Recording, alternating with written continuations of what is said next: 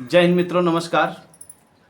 आज बहुत ही महत्वपूर्ण सब्जेक्ट पे हम लोग बात करेंगे जो कि आपके लाइफ में चल रहे तैयारी के दौरान बहुत ही अच्छा काम आने वाला चीज़ है।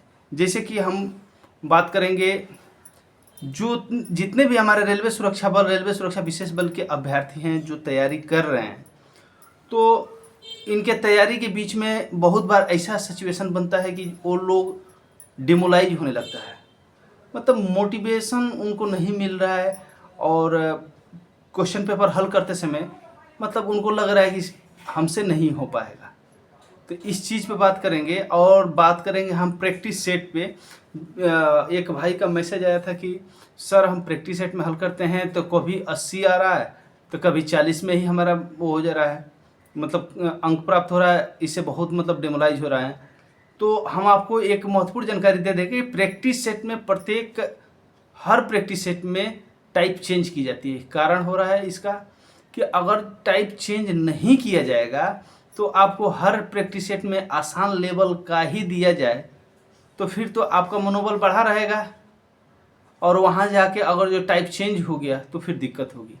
तो इसीलिए मित्रों, आप जितने भी प्रैक्टिस सेट पे तैयारी कर रहे हैं उन लोगों को, जैसे कि मान के चलिए अगर जो एक प्रैक्टिस सेट में 22 प्रैक्टिस सेट है, मतलब एक सेट में 22 प्रैक्टिस सेट है और जो आप हल कर रहे हैं, तो हो सकता है कि इस बार आपका 85 या 90 प्लस आए, अगले बार 30-35 में ही आप बैठ जाए।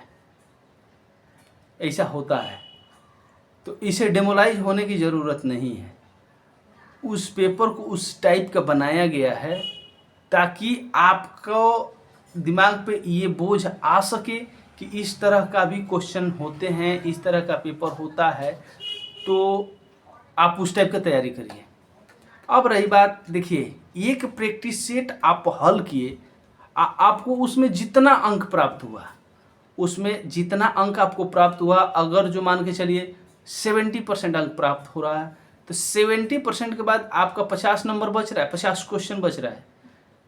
अगर जो 70 क्वेश्चन आ गया, 50 क्वेश्चन बच गया 120 क्वेश्चन में, तो जो नहीं आया आखिर क्यों नहीं आया, आपसे गलती क्यों हुई, वो किस लेवल का है, किस चैप्टर का है, उसके बारे में चिंतन करिए और उसको देखिए।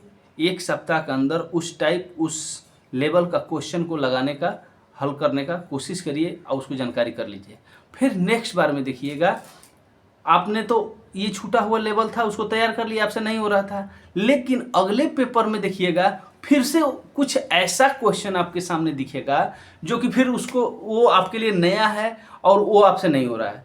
जैसे मान के चलिए अगले बार 90 प्लस आप कर दिए, 30 क्वेश्चन बच रहा है, 30 क्वेश्चन आपसे नहीं हो पाया, फिर अगला सप्ताह में, एक सप्ताह यानी 6 दिन का समय है, उस 6 दिन में उस 30 क्वेश्चन को देखना है कि किस लेवल का है, किस किताब का है, किस लेखक का है, कहाँ का है क्वेश्चन, हमसे क्यों नहीं आया, उसका सूत्र क्या है, उसका फार्मूला क्या है, उसको हमको कैसे हल करना है, उसको सीख लीजिए। फिर से देखिएगा सेम उसी प्रकार का अगला होगा।